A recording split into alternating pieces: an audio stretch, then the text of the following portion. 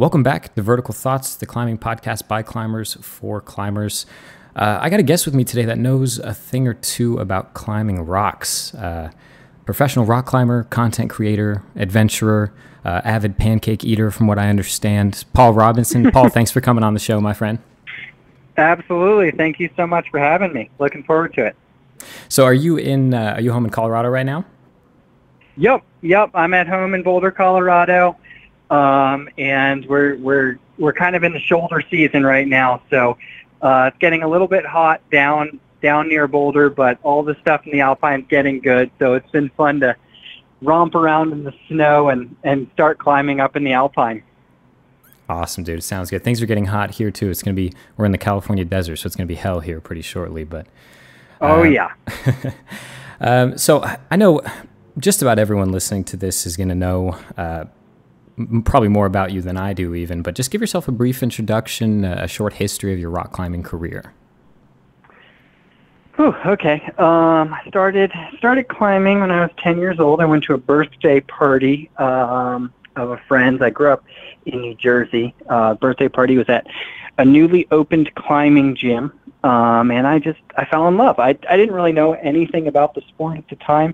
The sport was very different from what it is today. This was in the late 90s. So, I went to the climbing gym and I was like, this is really cool. And so I kind of just started going to the climbing gym, and I'd use rental shoes, rental harness, like rental chalk bag. And my parents they thought it was a fun activity. I mean, we didn't know anything about it. And then, kind of found out about competitions a couple years after I started climbing and started doing the junior competition thing, and then learned about outdoor rock climbing and did a bit of that. And then really, I guess my career kind of went from amateur to professional when I moved to Colorado when I think I just turned 19 years old. I went to CU Boulder for my undergrad, and I guess the rest is kind of history. I've just been climbing, and I did a lot of competitions through college because I wasn't really able to climb outside as much as I wanted to, so training inside and doing comps kind of made sense. And then as soon as I graduated, all I wanted to do was just travel the world and climb outside, and that's what I've been doing ever since. Yeah, living the dream. I've been the last few weeks or even days or so, I've been kind of going through some of your videos, and it's really cool. I really like when people do consistent YouTube videos, because it's like a visual journal. It's like getting a glimpse into that person's life just based on, video content. And that's kind of what we're going to talk a little bit about today. We're going to talk about the ever-changing and developing world of rock climbing media, and how it's changed in the last year or so, and then how it's going to change in the future, or how we think it's going to change in the future, rather. So, and as much as I want to just sit here and talk climbing with you all day long, we're going to go do a little 180 into the media side of things, which that sounds good. Yeah, and you're no stranger to that either. I mean, you've been cranking this stuff out for several years now. How long have you been doing kind of video content? I guess, I don't know. It's been a while, probably around a decade now.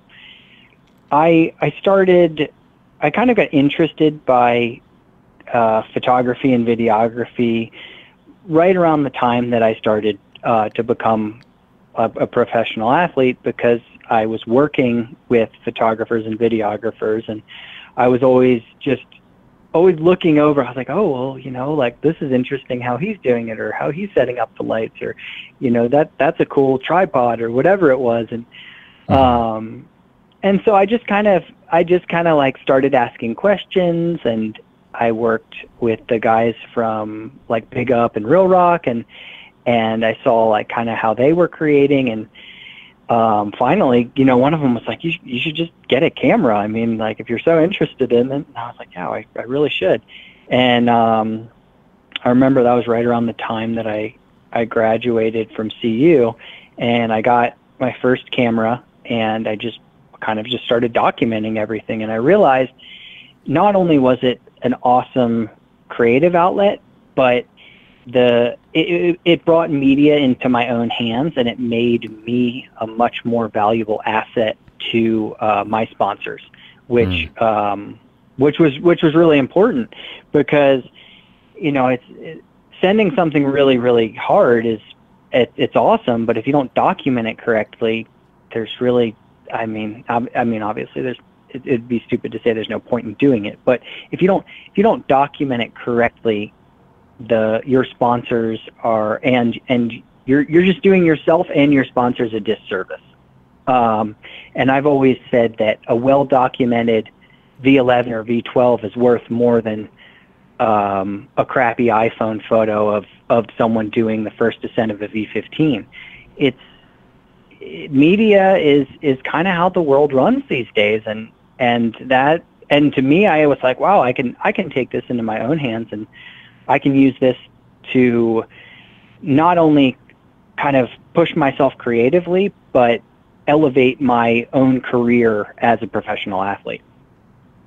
I like that a lot, and that's a really good point. I mean, up until maybe the last decade or so, climbing was word of mouth with maybe a few photos.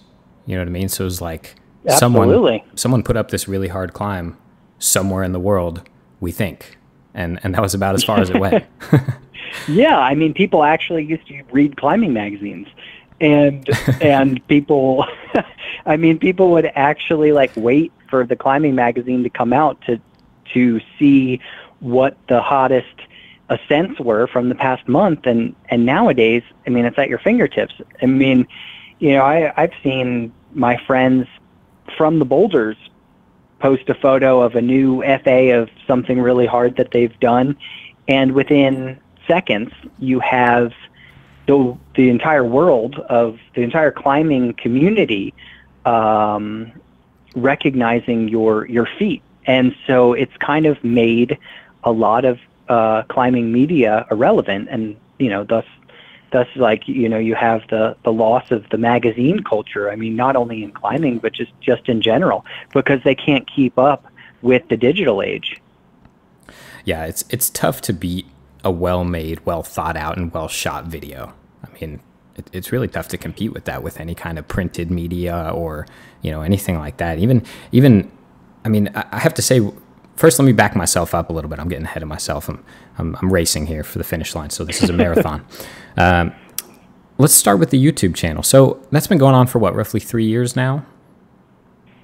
Yeah, maybe more like 2, but yeah, okay. Give or take. So I started the YouTube channel. I was a bit hesitant at first because there weren't really any climbers doing it. And again, obviously I'm not trying to be just follow the sheep, but I knew it was going to be a lot of work. And so you take one side of social media and you say something like Instagram, right? The actual amount of time it takes to produce something for Instagram is minute in comparison. So I get a photo from a photographer, or I take a photo myself. I write a caption, maybe takes me a minute. I tag my sponsors. I click post, right? Minimal amount of effort. And then you go on the YouTube route, and that's kind of like the next step up, and it's exponential, the amount of work that it takes in comparison to YouTube. And I think that that's why so many athletes and influencers around the world haven't adopted the YouTube thing, just because it really is exponentially more work, and especially too because I'm doing it, more or less on my name. So right. all of the creation is coming from in-house, whether it's myself, my friends, whomever. It's all kind of like this in-house thing. So I don't have a whole massive team or anything like that. And so I was hesitant at first. I thought there's no way I can do this. And it still is a very daunting, a very daunting thing for me. But, basically my goal is okay, Paul, I try as hard as I can to do one video a week, a lot of the times it doesn't work out that well, but I'm very much trying my best. One video a week. I know it's tough, and like, you know, sometimes the weather's bad, or sometimes I'm doing something different, but it's been a really, really fun journey, and it's been really nice too, because for so long, kind of like what I was saying, is I was creating media for different outlets, for whatever sponsor that was willing to pay for a video.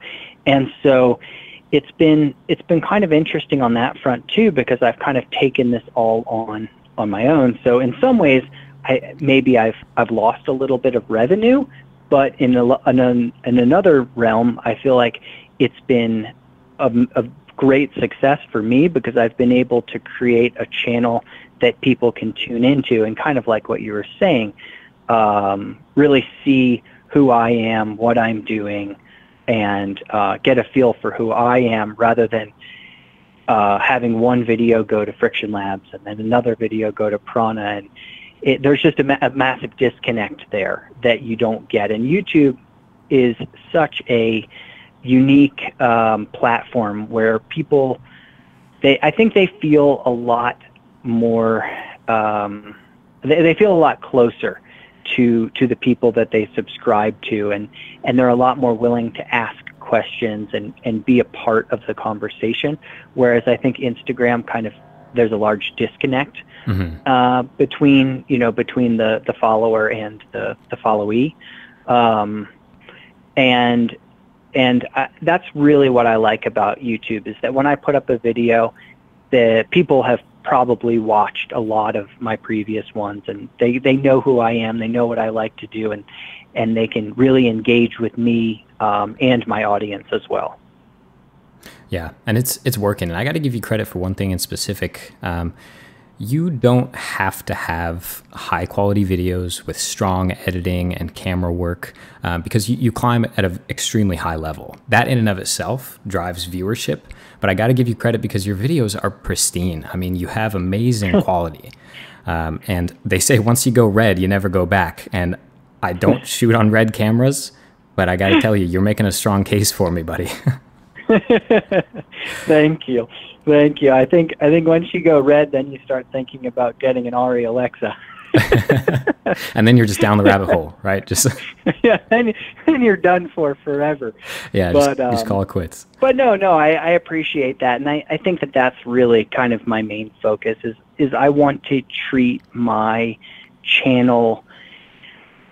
I don't want to treat I don't want people thinking of my channel just as a direct vlog, kind of just verbal diarrhea, you could say, where I just am trying to post as much media as I possibly can that it may or may not be high quality. And yes, there are videos that I post that are much better than others, but in the long run, and that's kind of the other thing too, is the quality control is going through me. There's no sponsor breathing down my neck saying, oh, we don't like this part of the video or whatever.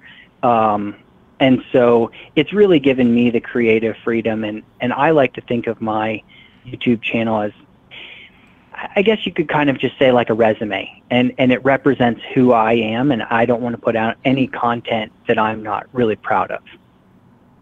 Yeah. I mean, I always say, and people ask me the question, I always say, if you're going to do something, you might as well be good at it, right? You might as well take pride in it. There's no sense in doing something halfway, right? And so you obviously take pride in the content you're putting out. And I really respect and admire that, because you use the phrase, like verbal diarrhea. You see that all over the place. It's just people have a name or a personality, and they gain a following, and then it just starts to just be post after post after post, just kind of meaningless videos. And I'm not aiming at anyone in specific, but it's really, of course. Yeah, it's really nice to see someone who obviously takes a lot of time and a lot of pride in the post-production process. And I 100% know what you mean about the DIY stuff, where you don't have, you're not behind the camera and then you load up the footage and you give it to the editing guys and they go do it. You know what I mean? You're doing it.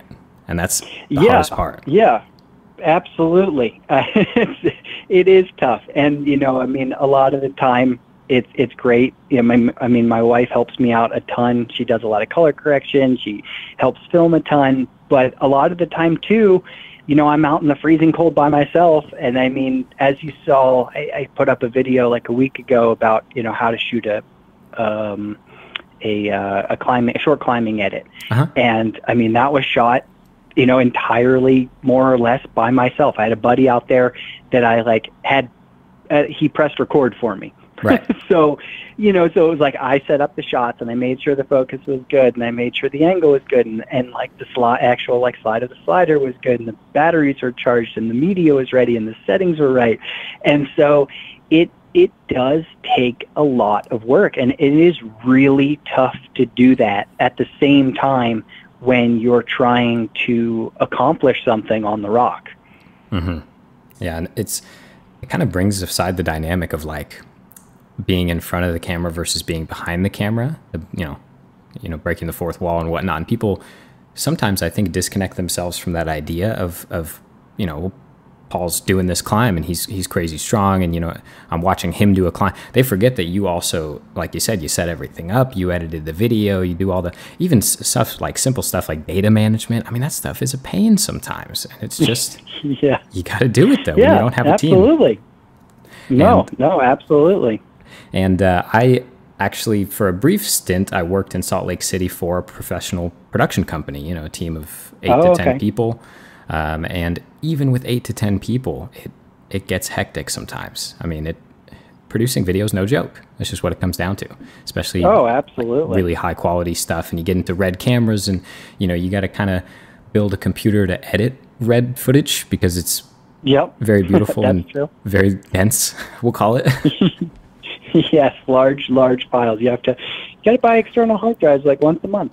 Yeah, and I remember that well. But it really pays off, and it really shows. I mean, it transcends beyond production value, where even going as far as to be well, this looks like something I would see on TV. It even goes one step further. It's this is something that I would see, at an independent film festival or something like that. That kind of quality is what I think people should aim for, because production value means something different than it did 5 years ago, 10 years ago. The standards are getting higher and higher.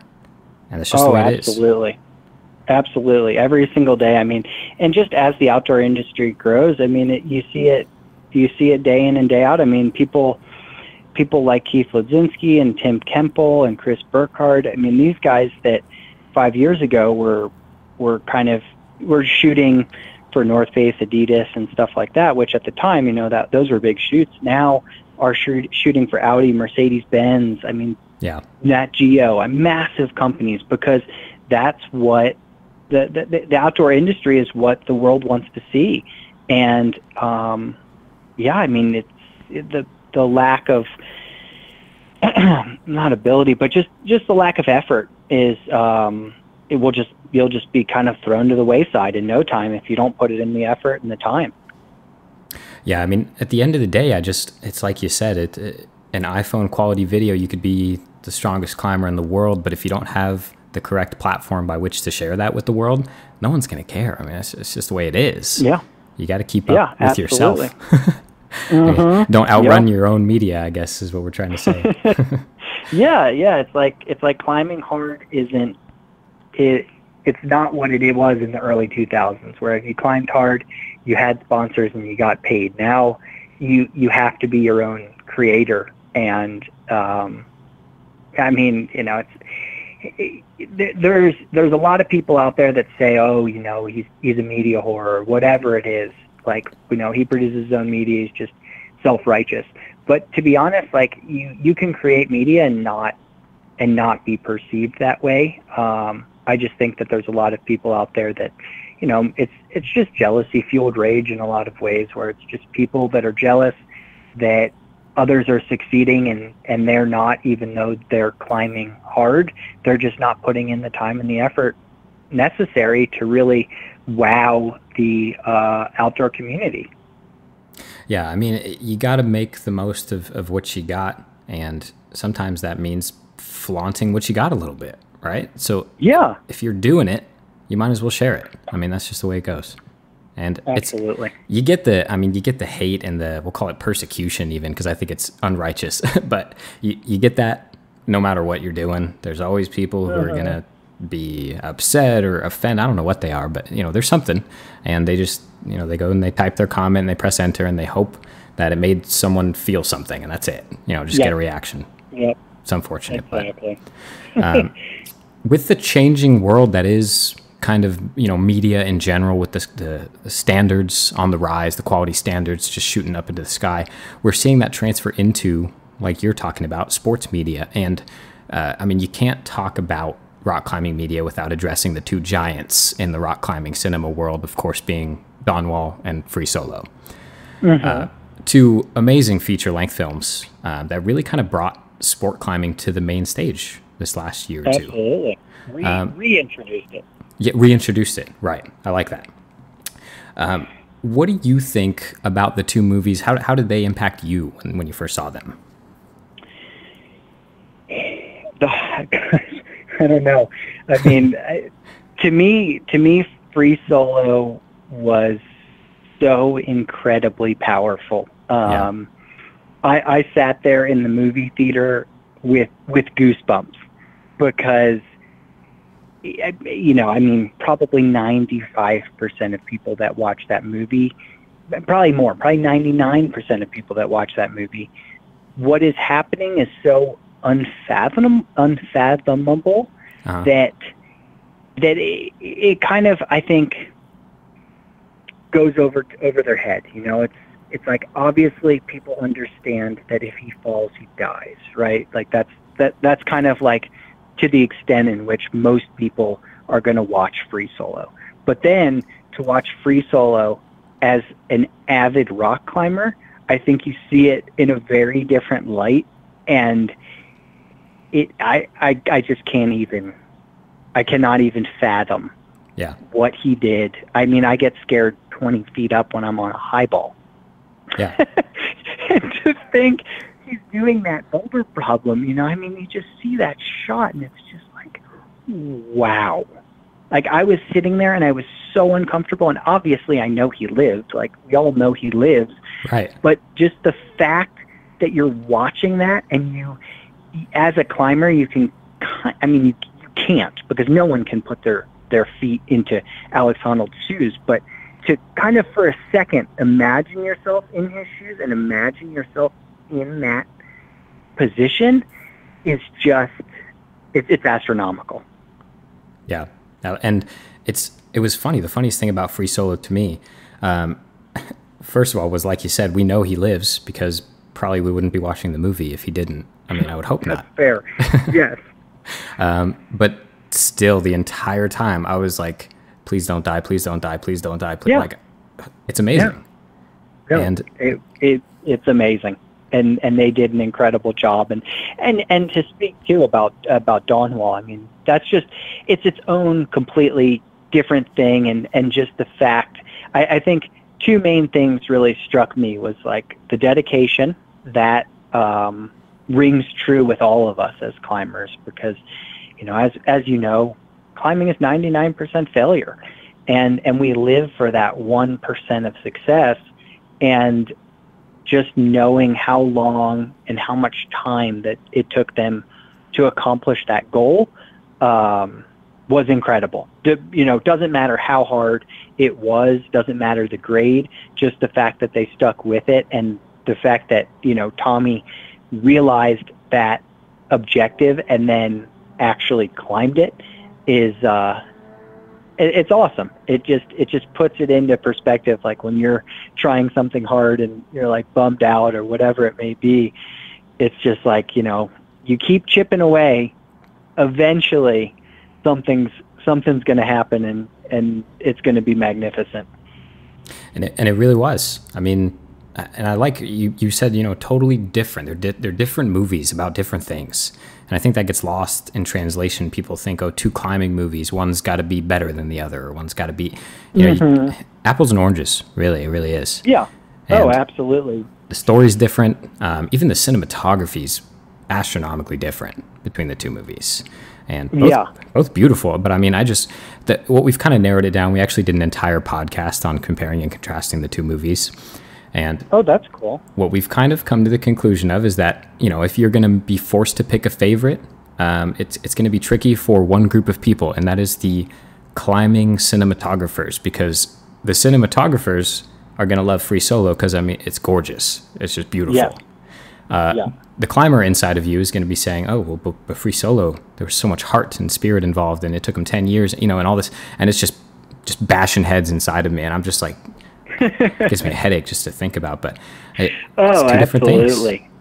Absolutely. I mean, to me, I think out of all of those, out of the entire film, both of them, what really stuck out to me, and the shot that I just won't forget, and you know, and then I think that would answer my question there as to which one I think is the better film, is that one kind of crane shot over the top with I'm assuming it was shot on a crane. I'm not exactly sure how the shot was shot, but that it looks like a crane shot of Honnold coming up and just kind of like coming up that crack, and you just have that incredible just like shallow depth of field, and there's just the valley below, and the camera's just so fluidly moving across. And I mean, that shot is one of the better climbing shots, and probably the best climbing shot I've ever seen.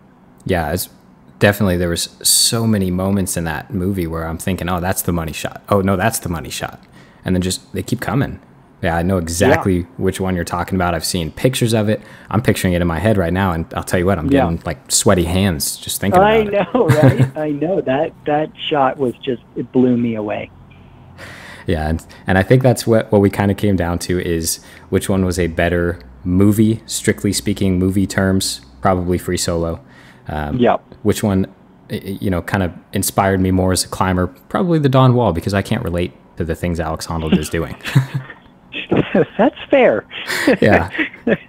As a cinematographer, that's a very fair point. I was baffled. I was like, I got to get out there and start hanging from ropes and shooting people, I guess, on a camera. I know. Because that in itself, I mean, I don't know. I would feel very uncomfortable up there if I was shooting. Not because he was, well, obviously, if someone was free soloing, I would feel very uncomfortable. But just the fact that, like, I mean, you know, those guys are up there for hours just waiting for the climber to get to them and just sitting. Yeah, and hoping to not be in the way, right? And just Yeah, exactly. Thousands of feet up, just dangling. I don't know.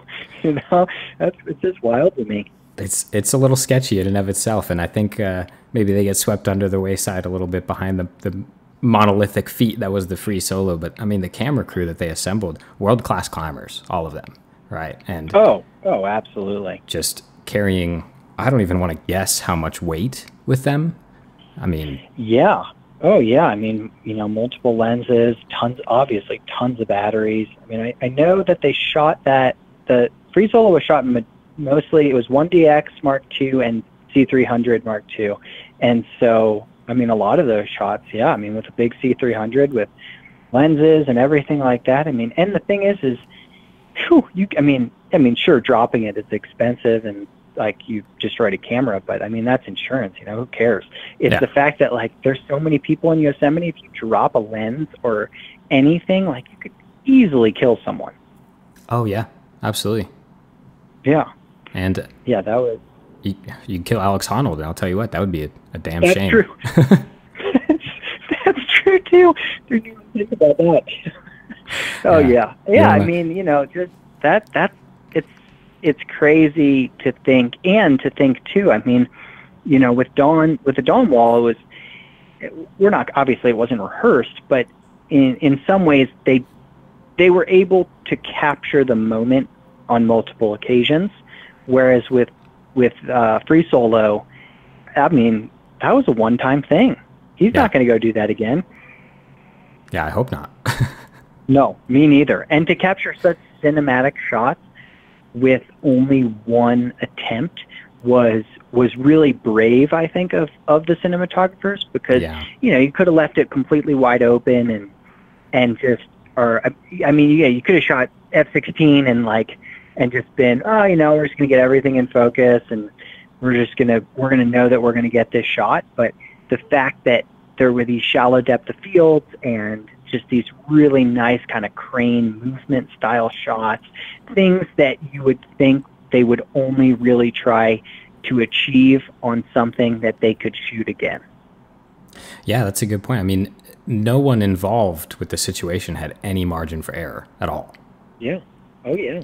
And you're right. That was really brave of them. And I mean, you know, all the crew involved in that, they're all, you know, fantastically talented camera people. And Jimmy Chin, of course, what can you say about him? He's yeah, at the top of his game right now, easily. Oh, yeah.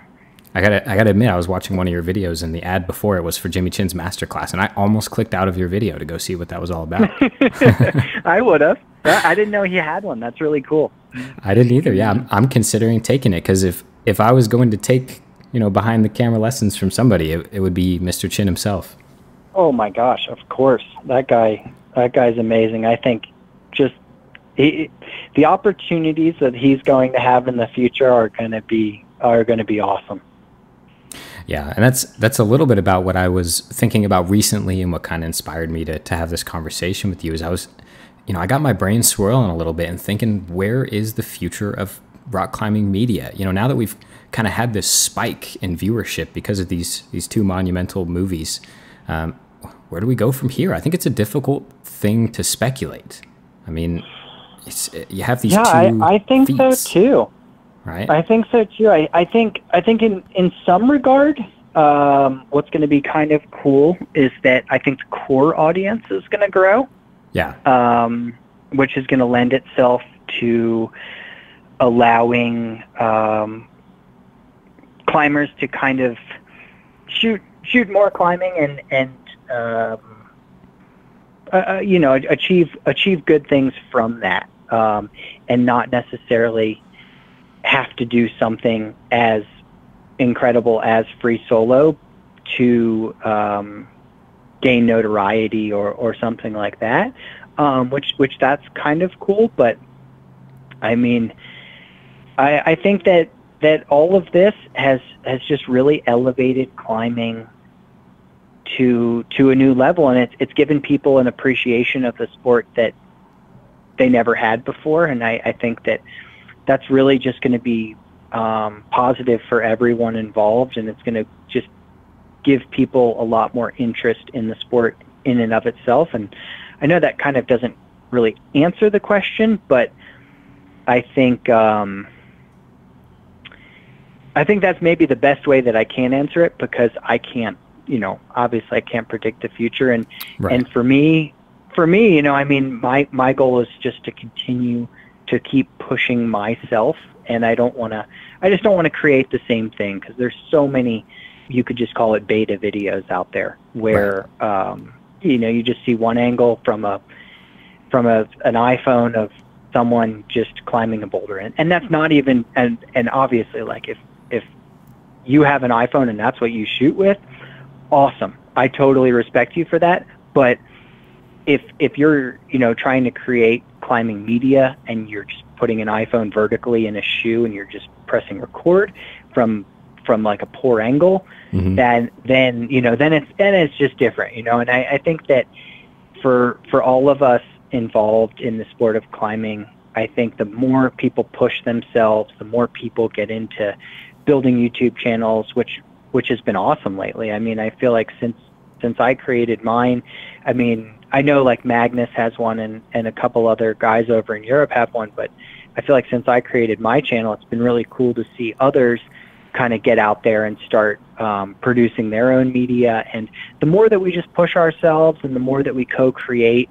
I think that the climbing media is just going to continue to grow and just continue to get better as people kind of realize a standard in what climbing media should be. And it shouldn't be that vertical iPhone shot from like a shoe tripod type thing.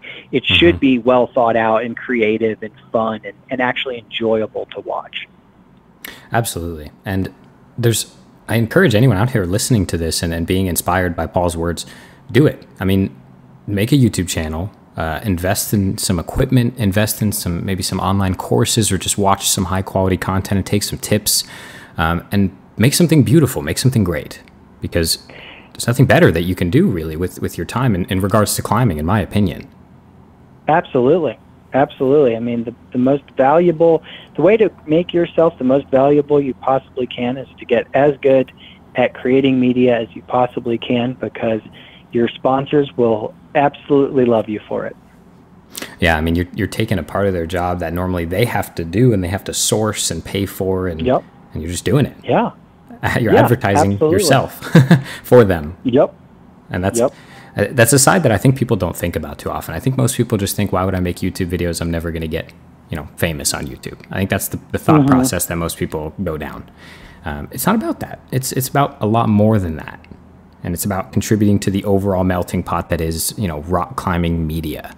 And I think you're absolutely right. I think the entire rock climbing media mountain, we'll call it appropriately, is just going to be lifted up by the recent surge in viewership. And I mean, we have the Olympics coming up, which is massive, and just so much exposure being drawn to the sport.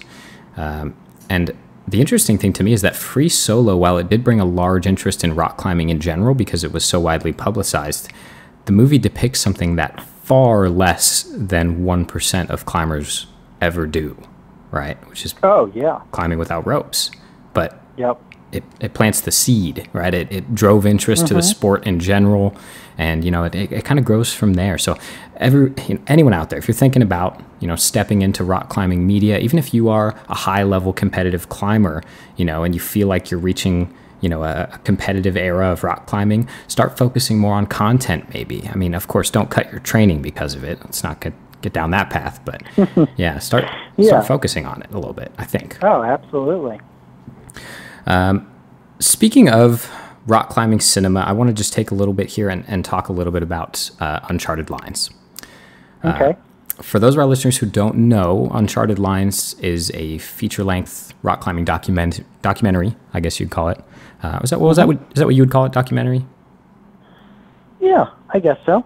Yeah, it's genre bending. This is genre bending stuff here that was produced and co-directed by you. Is that correct?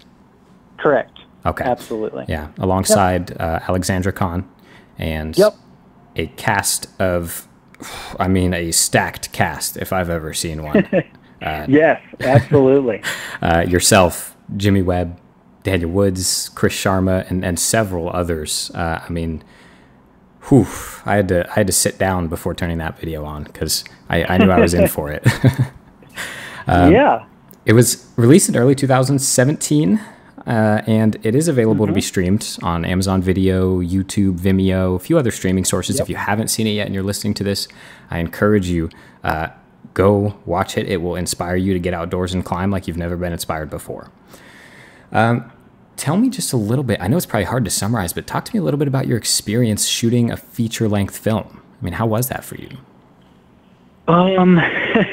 It was a learning experience, that's for sure. I learned so much. It was awesome. I want to do it again. I hope I am able to do it again.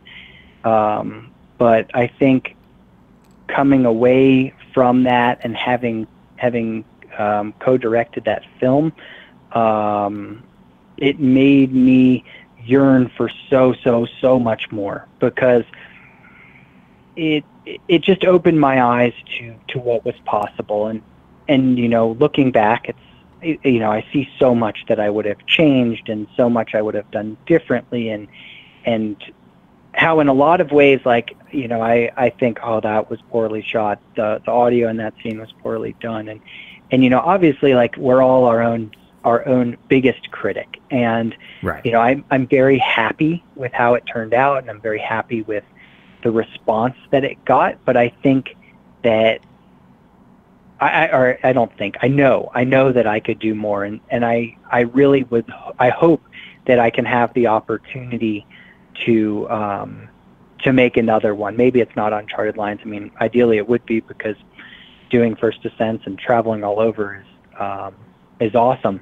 Yeah. But yeah, I mean, it's in our day and age, everything is so kind of fast paced, and it's rare when you have these kind of feature lengths come out and having Free Solo and Dawnwell come out more or less on the same day was kind of an anomaly in a lot of ways. Absolutely.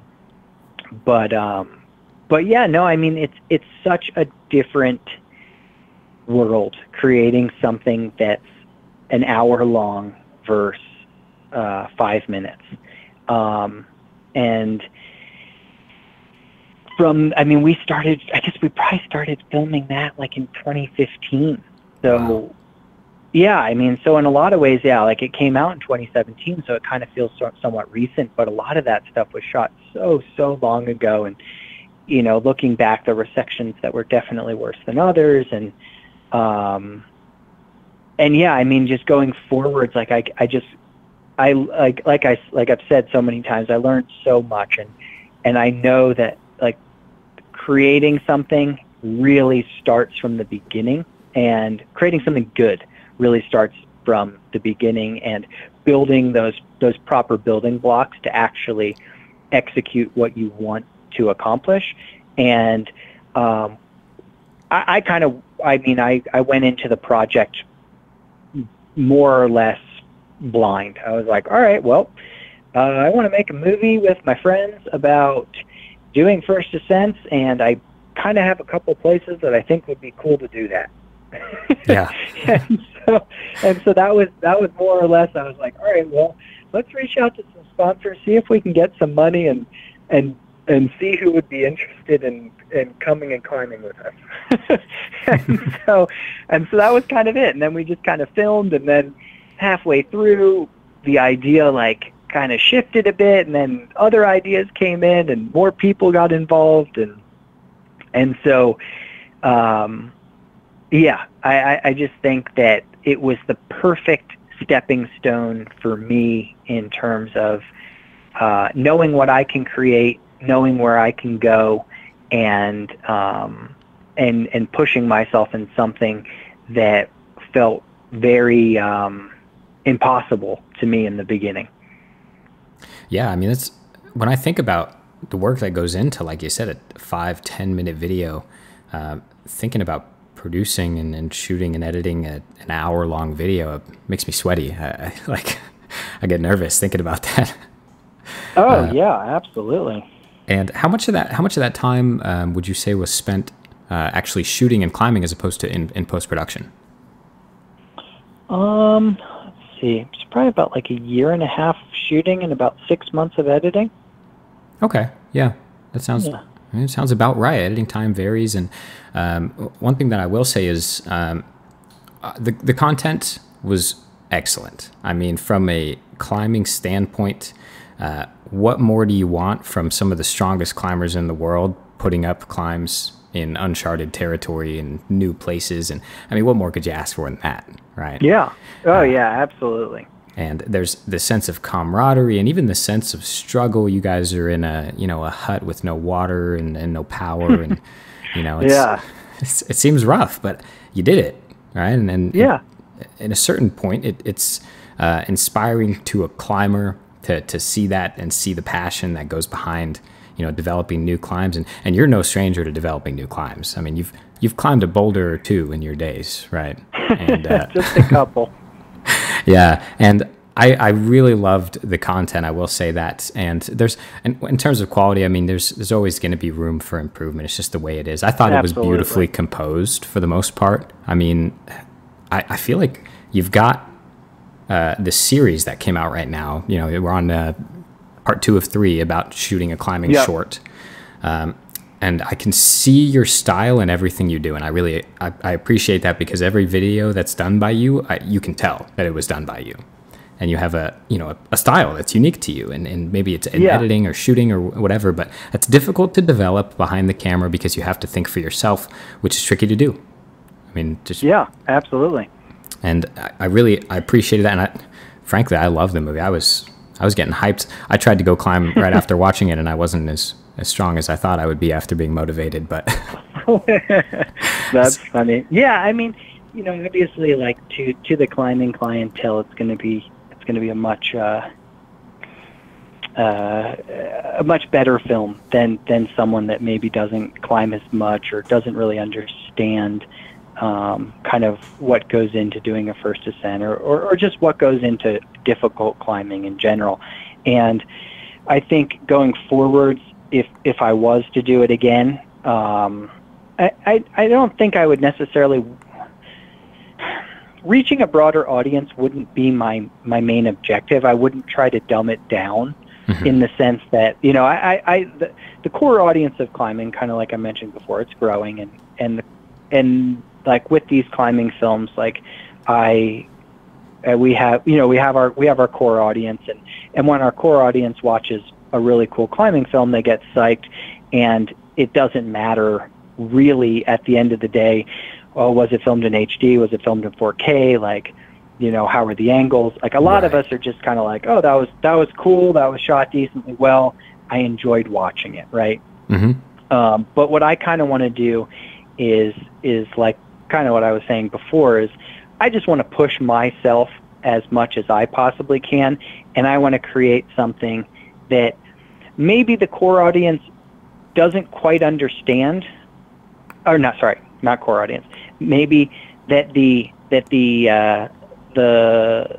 not so obsessed rock climber does, you know, they're not going to understand it as that core audience will. But what I want to do is I want to create something that's so visually stimulating and has at least some sort of a storyline that even if you don't quite get exactly what is going on, you're still captivated enough to continue watching. Kind of, you know, I like to take the you know, the most recent, like Our Planet, or any of those Nat Geo, David Attenborough things, where, I mean, those you see those and you're just blown away. You don't even have to watch it with audio, and you're just blown away by what is going on. And then you can just close your eyes and listen to David Attenborough, and it's captivating. And just the sound and the level of expertise that goes into shooting those is what I desire to bring into the climbing media pool. I like that a lot, and I'm going to use an analogy here, and I know you'll get this because you're a surfer, but it's like you've got, you know, old school surf videos, just raw clips of some dudes shredding, music, the whole thing. You know, it's organic, it's what the people want to see, but the people are surfers. And then you've got Chasing Mavericks, you know, or movies like that where you're like, this is for everyone. You know, this is captivating for the entire world. It is a surfing movie, but is it, you know, a surfing enthusiast movie? Absolutely not. And it's kind of the core differences there is like you said, make something that maybe they don't relate to personally if they don't rock climb, but they want to watch it because it grabs you and pulls you in. Exactly. And I'm never going to be able to create or do what Alex Honnold does, but by creating a good storyline and by really storyboarding and creating beautiful imagery, I think that anyone out there could enjoy watching someone, you know, you could say just dance on the rock. Yeah, I mean, rock climbing is I say this all the time, it's, in my opinion, it's a vastly underexposed sport. It's beautiful to watch, and I think the top rock climbers in the world are doing things that are reaching like the limits of what the human body is capable of doing. And it's a really special thing, right? To be able to push the limits of what our species is capable of doing, using a sport, or, you know, for some people it's a lifestyle, or, you know, whatever you want to call it. It's something that deserves to be documented, and you're kind of, you know, you're running at the forefront of that a little bit, and I got to admire you for it, because it's not only, you know, have you been around, you've been around the block as far as climbing goes, you've competed, you've, you know, put up, I don't know, 1 billion climbs outdoors, I think is like a rough estimate. I think the Evolve post recently said upper 500s or something like that, which is, I don't think I've done 500 climbs in my life, counting indoors. I'm sure I have, but when I read that number, it was just baffling to me. I'm sure it's baffling to you still, probably sometimes. But oh yeah, absolutely. No, sometimes I start to question myself if I'm crazy or not. If you're crazy, then check me into the mental hospital. I'm right there with you, buddy. But no, we all have the passion for the sport. Now is the time to share it with the rest of the world. Now is the time to bring in the non-climbers and show them what we're doing, and take a book out of the Paul Robinson playbook and do it with some pretty camera angles. Maybe throw a little slider shot in there every now and again. You don't have to. Mm-hmm. I really liked the iPhone shoe tripod visual, because if you've been to your local crag, that's a powerful visual.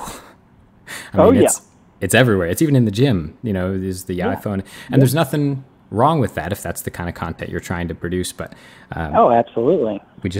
Rock climbing needs more people pioneering, the content, really pushing the content and putting out. And that was kind of the whole thing behind us coming together and starting Vertical Thoughts. Was we wanted to start with the podcast and bring some climbers on and talk about climbing. And I just love to talk about climbing.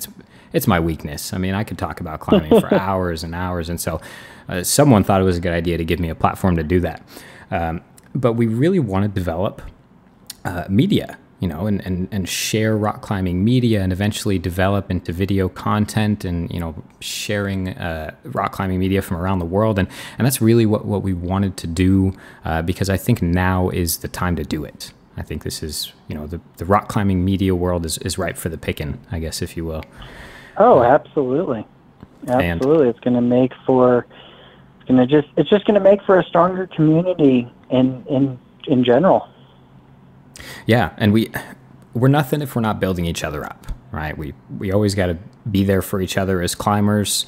Maybe you see a video that someone worked hard on, just double tap it for them. Just give them your support, because if someone's taking pride in the content they create, then that's something to be proud of. It's something to be proud of if you're taking pride. I guess kind of oxymoronic, but.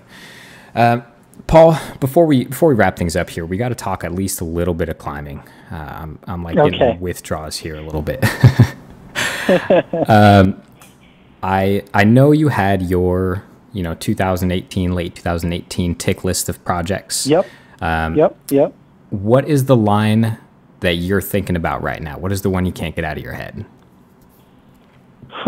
That's a good question.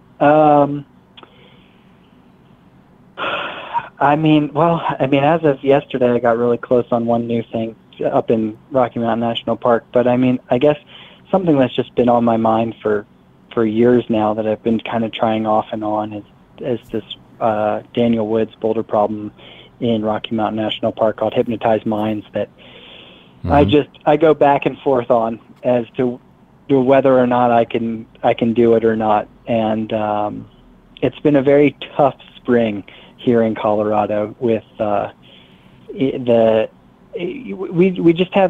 it very interesting here, where you've got boulder around 5,000 feet, and you kind of have the upper stuff around 12,000 feet, and everything above 8,000 feet has really been tough to climb on this spring, because it snows one day, then it's nice for 2 days, and then it's just dripping wet, and then it's raining for a day, and then it's still wet, and then 2 days of sun, and like maybe it's good for one day, and then it's snowing for another 3. And so I tried it one day this spring. I don't know. I keep going back and forth as to whether or not I want to really start putting time and energy into it, because there's just so many other things that I want to do and climb on this spring as well before it starts to get too hot here in Colorado. So I don't know.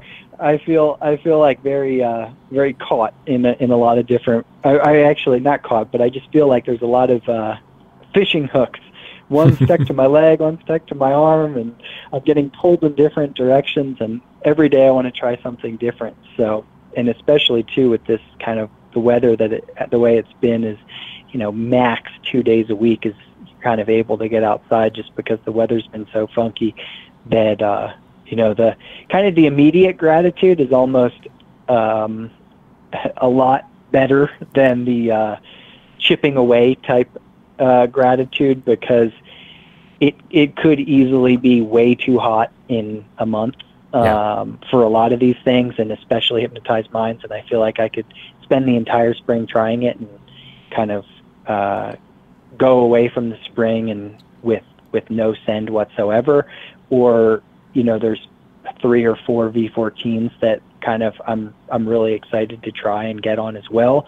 That I'm kind of like, I'm leaning towards like, all right, let's try and knock these out in a short amount of time and have that like gratitude and have that psych and really like concentrate on creating really good media, because with something like Hypnotized Minds, it's just so difficult and so hard that kind of thinking about anything else other than just the climb itself is it's impossible. Yeah, and it's for those of you who aren't familiar with the climb, look it up. It is what we call in the industry no joke. It is it's a V16, right? It's 8C plus. I forget, but yep. It's burly. It's, to say the least. I can understand why that one is haunting you a little bit. And it's sharp, which is the other kind of conundrum you have. So like you try it, and it's you're not trying anything else anytime soon because it just destroys your skin. Yeah, that's a rough one. And by the way, if you haven't, I know this is going to come out way past it, but Paul put on his story today that he wants pictures of your broken skin. So get on Instagram and send him pictures. I sent him mine, so I don't know what you guys are doing. Did you send? I did. Mine was the one that said slap slopers until we bleed. Yeah, okay, I saw that one. That was funny. That's my personal belief. I'm doing a rhino skin commercial, and we're going to have a lot of fun with it. It's going to be a blast to shoot. But I needed to get a bunch of people's just destroyed skin shots so that we could make a fun and exciting commercial. I'm glad there's a reason for it, and you weren't just asking for nasty skin shots. I mean, that's always good. Yeah, that's fair. That's speaking of rhino skin, I'll touch back on that later. But yeah, that's a good way to develop that, because projects like that outdoors where it's just sharp and you're just ripping your fingers up, and you have to turn to assistance. And I want to use the caveat, if you will, of rhino skin to remind all of our viewers, since we're coming up on the date here. We Vertical Thoughts are going to be at Vital Climbing Gym in Marietta on May the 4th for their Quattro de Mayo competition. Rhino Skin is also going to be there with a booth. I believe Unparallel is going to be there, which is a relatively new climbing shoe brand. So some vendors, some climbing competitions. Stop by our booth and talk some climbing with myself, and then try to get away for the next hour, because I'll keep your ear. Trust me. But yeah, we'll see you guys there, and we're gonna wrap things up now. You can hear it in my voice. I'm destitute. I don't want to leave the conversation. But Paul, I appreciate you joining us for the show today. I appreciate you providing your insights into the changing world of rock climbing media. Do you have any final thoughts for us? Yeah, I mean, I loved the conversation. I had a lot of fun. Thank you so much for having me on the show. I guess I'd just like to leave with the final thought of I'm working with Evolve right now with Daniel Woods as well. We're working on a kind of the most elite level shoe that Evolve will have put out to date, called the Phantom, and it's going to be coming out in the next couple months. So keep an eye out for that. And yeah, I guess just thanks so much for listening today and and dealing with all my rants. I'm sure if they're anything like me, they loved it. I could go on forever. But keep an eye out for that, guys. The Evolve Phantom coming soon to a theater near you. All of the links to all of Paul's everything are going to be down in the description. If you're on YouTube, if you're on Spotify, iTunes, wherever you're listening to this, just you'll find him. Just look up Paul Robinson. You do a little research. I promise you'll find him. But yeah, thank you so much, Paul. We're going to wrap things up for today, episode 10. Thank you so much for joining us, and we will see you all next time.